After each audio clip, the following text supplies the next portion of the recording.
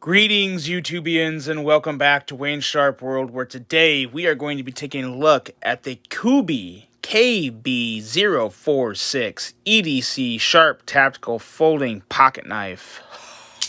God, that was a long name. That's what they put in the description. We'll talk about that a little later. That was too much. Anyway, thanks for tuning in. If you guys like what you see and you like my previous episodes, do me a favor, hit that subscribe button, follow along, and I'll continue to bring you the content. Now, let's get into some specs on this knife. We have an overall length of 8.27 inches, a blade length of 3.74 inches, blade material of AUS 10 stainless steel. Not something you see a whole lot in the knife world, but you do see it on some cold steels. Now we're seeing it on Kubeys. We have a blade thickness of 0.12 and 20 thousandths behind the edge. So a little to talk about there. But we have a handle material of titanium, handle length of 4.53 inches, handle width coming in at 1 inch, handle thickness of 0.43 inches, ceramic ball bearings for this guy, and then you got titanium backspacer, titanium clip, stainless steel pivot cap, and stainless steel screws. So lots of titanium on this guy. Lots of titanium, total weight of 3.89 ounces, and all that titanium for $59.99 on Amazon. So not too shabby at all. And at the same time, too, AUS 10 for 59 bucks is or 60 bucks. Not the worst thing in the world either.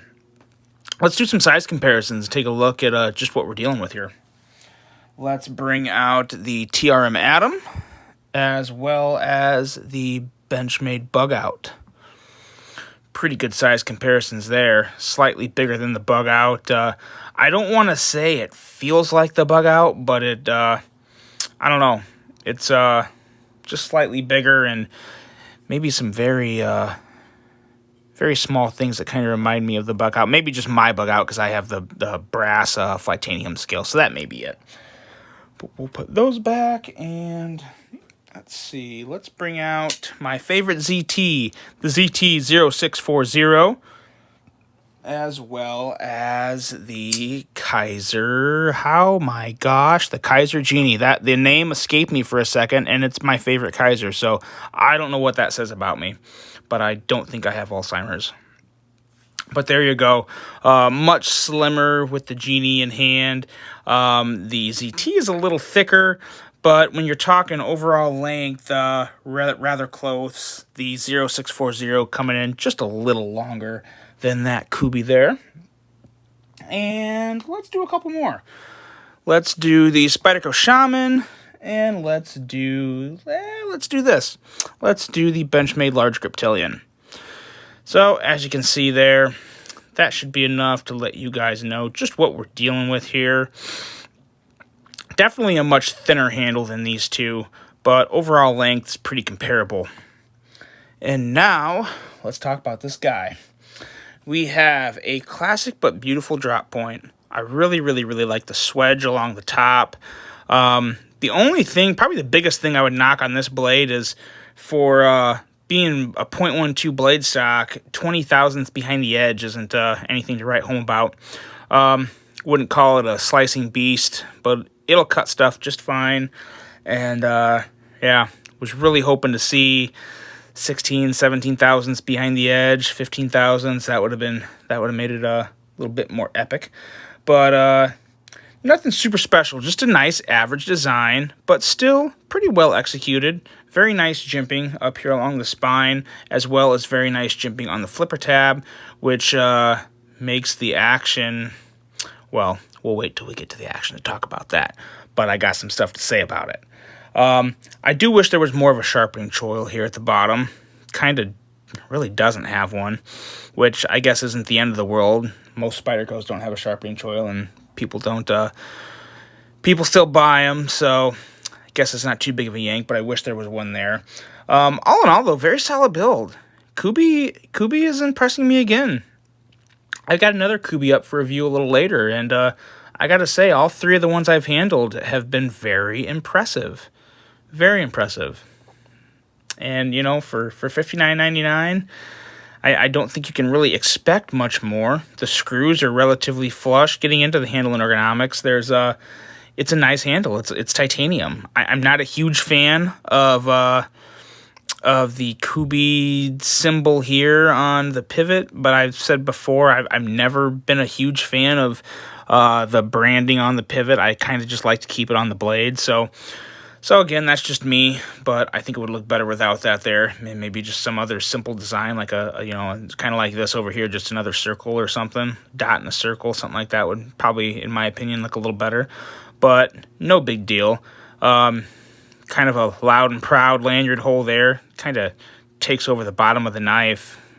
Wish that wasn't as big. I don't mind the lanyard hole being there, but it's just kind of big for the overall in comparison to the rest of the knife. But not the end of the world either. Really nice milling all around the knife. Nice little touches on the pocket clip. The pocket clip also fits pretty well in your pocket.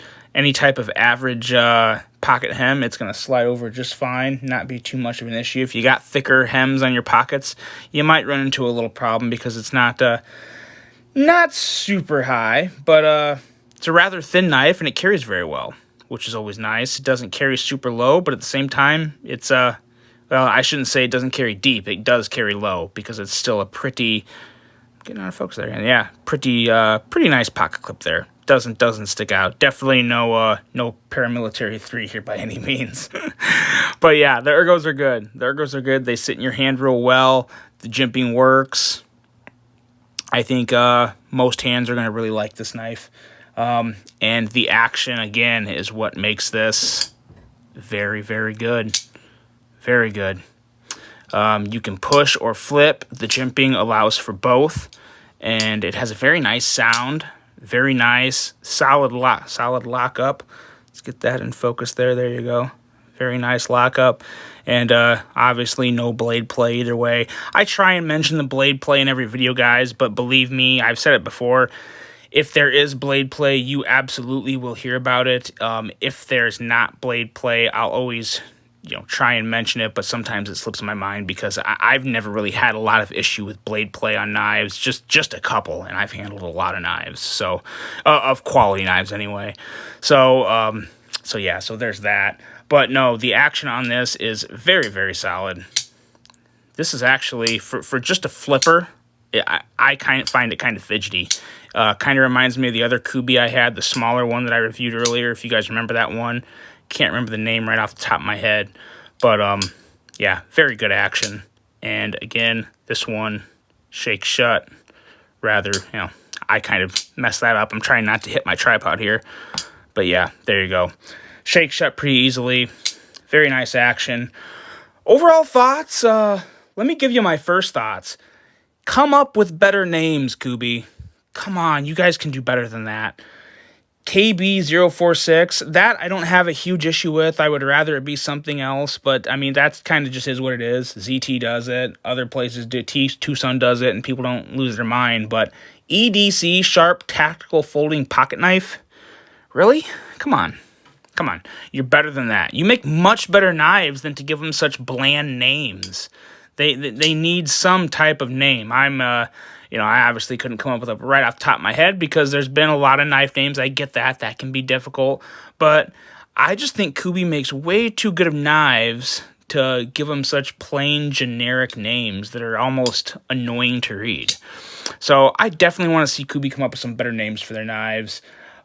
This was an average knife made really, really good with titanium and great action. So, I don't see an issue with that. I think it's worth pointing out when a company can take something that would be basic and kind of average from a lot of other manufacturers and make it that good. So there's something to be said for that. And I just really like the nice, simple, clean design. And for $59.99, I got absolutely no issues with it whatsoever. Kubey's 2 for 2 in my books. I enjoyed this one a whole lot. Let me know, what do you guys think? What other Kubeys do I need to look at? I got one more coming up. I don't want to give away the name of it, but it's coming up rather soon. What about a more premium model? I have not bought any more premium models of Kubeys at all. They're actually kind of hard to find. Which one would you guys recommend on the premium line? Maybe I'll take a look at it. So that's it for this one. I hope you guys have a great rest of your day. Until the next one, I'm out.